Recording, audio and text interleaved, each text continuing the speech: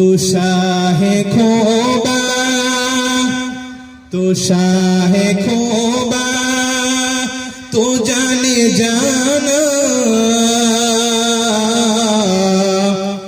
है चेहरा उम्मुल किताब तेरा। तू शाहे खोबा, तू शाहे खोबा, तू जाने जाना है चेहरा उम्मुल किताब तेरा। ना बन सकी है, ना बन सकी है, ना बन सकीगा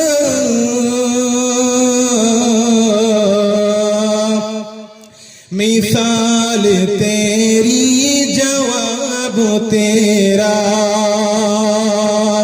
तू शाहे खोबा, तू जाने जाना है चेहरा उम्मुल किताब तेरा। अल्हम्दुलिल्लाह, अल्हम्दुलिल्लाह नहमदुहु व नस्तईनुहु व नस्तगफिरुहु व नु'मिनु बिही व नतवक्कलु अलैहि व नऊज़ु बिल्लाहि मिन शुरूरि अनफुसिना व मिन सय्यिआति अअमालिना। من يهده الله فلا مضل له ومن يضلله فلا هادي له ونشهد أن لا إله إلا الله وحده لا شريك له ونشهد أن سيدنا وسندنا وحبيبنا وحبيب ربنا وطبيبنا وطبيب قلوبنا ومولانا محمدا عبده ورسوله. أما بعد فقد قال الله تبارك وتعالى في كلامه المجيد والفرقانه الحميد. فأعوذ بالله من الشيطان الرجيم. بسم الله الرحمن الرحيم.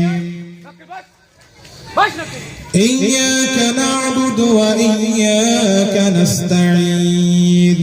اهدنا الصراط المستقيم صراط الذين أنعمت عليهم غير المغضوب عليهم ولا الضالين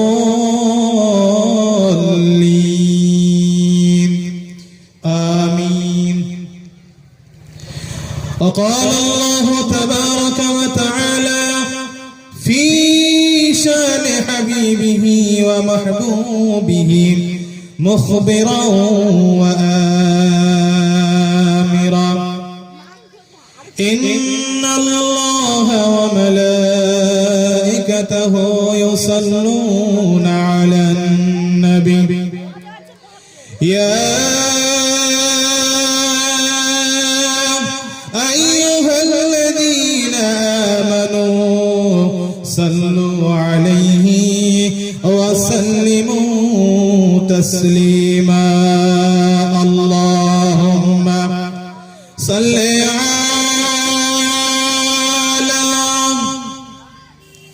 جري بولون شكولي بولون اللهم صل على سيدنا مولانا محمد وعلى آل سيدنا مولانا محمد मुझे दुनिया से कोई मतलब नहीं, बस नबी का दीदार मकसद है। कयामत के दिन जब होगा अंधेरा गहरा, बस नबी का करम हमको दे। अल्लाहुम्मा सल्ले अला मौलाना मुहम्मद व अला आले सय्यदिना मौलाना मुहम्मद। আলহামদুলিল্লাহ, সমস্ত প্রশংসা সেই মহান রব্বুল আলামিনের জন্য যে আল্লাহ পাক রব্বুল আলামিন আমাদেরকে এই দোয়ার মজলিসে বিভিন্ন কাজকে সমাপ্ত করে আমাদেরকে উপস্থিত করিয়েছেন।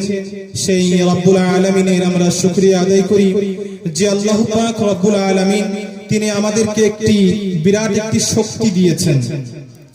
সেই শক্তির নাম হচ্ছে দ্য পাওয়ার অফ থিংকিং। সেই শক্তির নাম কি?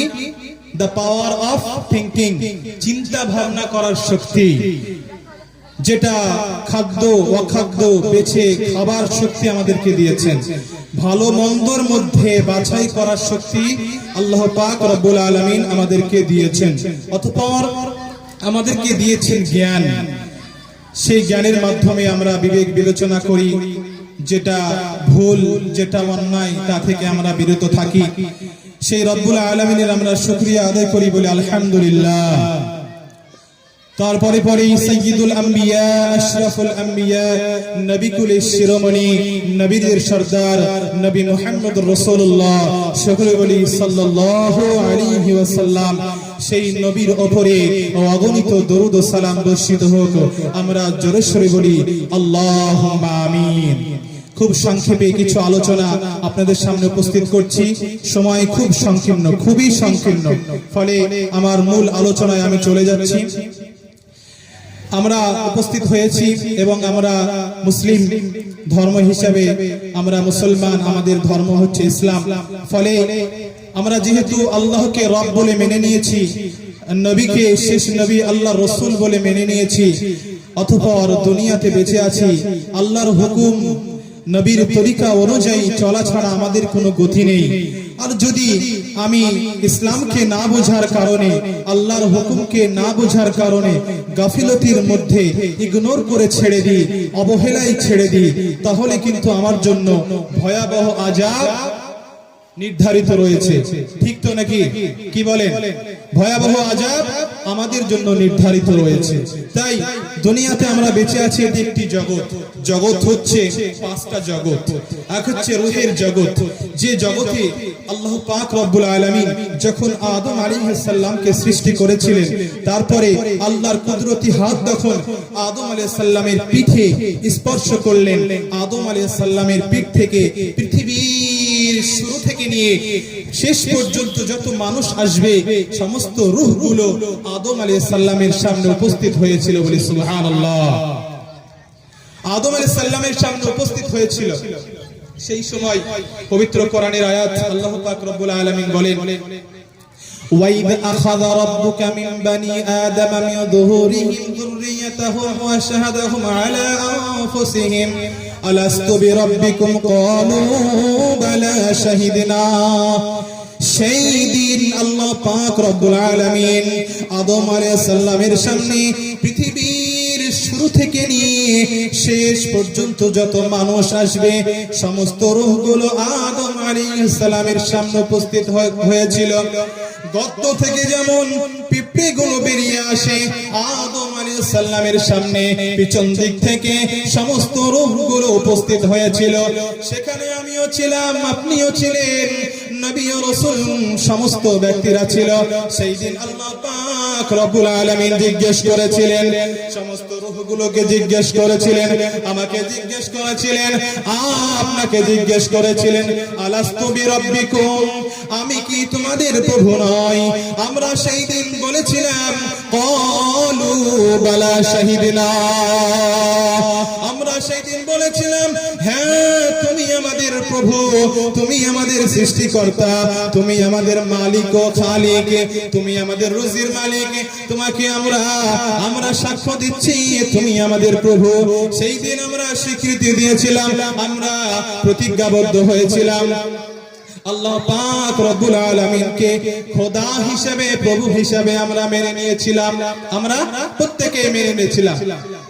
সেই দিন আমাদেরকে জিজ্ঞাসা করা হয়েছিল আমি কি তোমাদের প্রভু নই? আমরা প্রত্যেকেই বলেছিলাম ক্বালু বালা শাহিদনা, আমরা প্রত্যেকেই বলেছিলাম জি আপনি আমাদের প্রভু, আপনি আমাদের সৃষ্টিকর্তা, আপনি আমাদের রব, আপনি আমাদের প্রতিপালক।